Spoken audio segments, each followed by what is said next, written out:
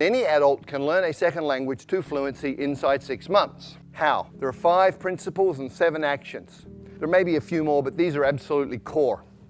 And before I get into those, I just want to talk about 2 myths. I want to dispel 2 myths. The first is that you need talent. Let me tell you about Zoe. Zoe came from Australia, went to Holland, was trying to learn Dutch, struggling extremely, a great deal, and finally, people were saying you're completely useless, you're not talented, give up, you're a waste of time, and she was very, very depressed. And then she came across these 5 principles. She moved to Brazil and she applied them, and in 6 months she was fluent in Portuguese. So talent doesn't matter. People also think immersion in a new country is the way to learn a language. But look around Hong Kong. Look at all the Westerners who've been here for 10 years who don't speak a word of Chinese. Look at all the Chinese living in America, Britain, Australia, Canada, who've been there 10, 20 years and they don't speak any English. Immersion per se does not work. Why? Because a drowning man cannot learn to swim. When you don't speak a language, you're like a baby, and if you drop yourself into a context which is all adults talking about stuff over your head, you won't learn. What are the 5 principles that you need to pay attention to? First, there are 4 words: attention, meaning, relevance, and memory, and these interconnect in very, very important ways. Come with me on a journey through a forest. You go on a walk through a forest, and you see something like this, little marks on a tree. Maybe you pay attention, maybe you don't. You go another 50 meters and you see this. You should be paying attention. Another 50 meters, if you haven't been paying attention, you see this. And at this point, you're paying attention. And you've just learned that this is important, it's relevant, because it means this, and anything that is related, any information related to your survival, is stuff that you're going to pay attention to, and therefore you're going to remember it. If it's related to your own personal goals, then you're going to pay attention to it. If it's relevant, you're going to remember it. The first principle for learning a language is focus on language content that is relevant to you, which brings us to tools. We master tools by using tools, and we learn tools the fastest when they're relevant to us. Let me share a story. A keyboard is a tool. Typing Chinese a certain way, there are methods for this. That's a tool. I had a colleague many years ago who went to night school Tuesday night, Thursday night, 2 hours each time, practicing at home. She spent 9 months and she did not learn to type Chinese. And one night we had a crisis. We had 48 hours to deliver a training manual in Chinese. And she got the job. And I can guarantee you, in 48 hours, she learned to type Chinese because it was relevant, it was meaningful, it was important. She was using a tool to create value. So the second principle for learning a language is to use your language as a tool to communicate right from day one.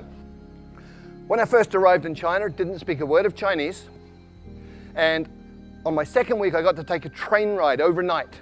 I spent 8 hours sitting in the dining car talking to one of the guards on the train. He took an interest in me for some reason. And we just chatted all night in Chinese. And he was drawing pictures and making movements with his hands and facial expressions. And piece by piece by piece, I understood more and more. But what was really cool was 2 weeks later, when people were talking Chinese around me, I was understanding some of this. And I hadn't even made any effort to learn that. What had happened, I'd absorbed it that night on the train, which brings us to the third principle.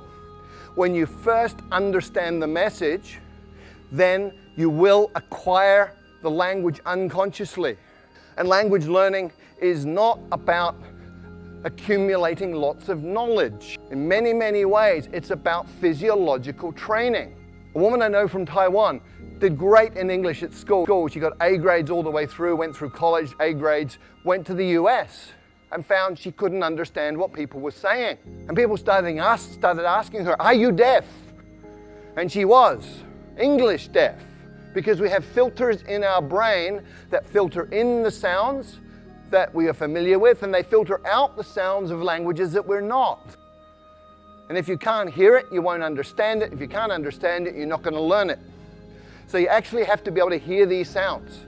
And there are ways to do that, but it's physiological training. Speaking takes muscle. You've got 43 muscles in your face. You have to coordinate those in a way that you make sounds that other people will understand.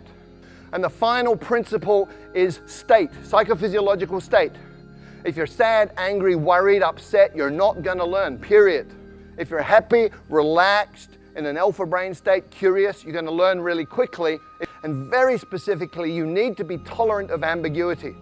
If you're one of those people who needs to understand 100% every word you're hearing, you will go nuts because you'll be incredibly upset all the time because you're not perfect. Just paying attention to what you do understand, you're going to be fine, you'll be relaxed, and you'll be learning quickly. So based on those 5 principles, what are the 7 actions that you take? Number 1, listen a lot. You're listening to the rhythms, you're listening to patterns that repeat. The second action is you get the meaning first, even before you get the words. You understand what these different postures mean. Human communication is body language in many, many ways. So much body language. From body language, you can understand a lot of communication. Therefore, your understanding, you're acquiring through comprehensible input. The third action, start mixing. You probably have never thought of this, but if you've got 10 verbs, 10 nouns, and 10 adjectives, you can say 1,000 different things. Right? Language is a creative process. What do babies do? Okay, me, but, now. Okay, that's how they communicate. So start mixing, get creative, have fun with it. It doesn't have to be perfect, just has to work. And when you're doing this, you focus on the core. In English, 1,000 words covers 85% of anything you're ever going to say in daily communication. 3,000 words gives you 98% of anything you're going to say in daily conversation. You've got 3,000 words, you're speaking the language. The rest is icing on the cake. And when you're doing that, you should get yourself a language parent. If you look at how children and parents interact, you understand what this means. When a child is speaking, it'll be using simple words, simple combinations, sometimes quite strange, sometimes very strange pronunciation. Other people from outside the family don't understand it. The kid has a safe environment, gets confidence. The parents talk to the children with body language and with simple language they know the child understands. So you have a comprehensible input environment that's safe. We know it works, otherwise none of you would speak your mother tongue. So you get yourself a language parent who's somebody interested in you as a person who will communicate with you essentially as an equal, but pay attention to help you understand the message. There are 4 rules of a language parent, but the 4 rules are, first of all, they will work hard to understand what you mean, even when you're way off beat.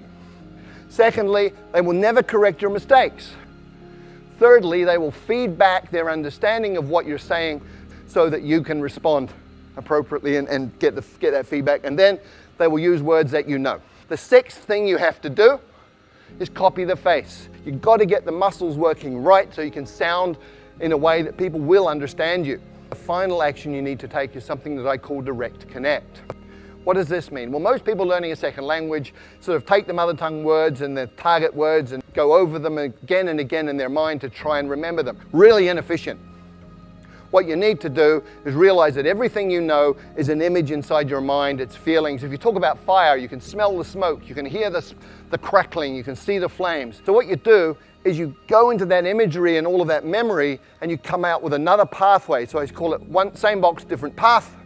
You come out that pathway and you build it over time. You become more and more skilled and just connecting the new sounds to those images that you already have and to that internal representation. And over time, you even become naturally good at that process that becomes unconscious. So there are 5 principles that you need to work with, 7 actions. If you do any of them, you're going to improve. And remember, these are things under your control as the learner. Do them all, you're going to be fluent in a second language in 6 months. Thank you.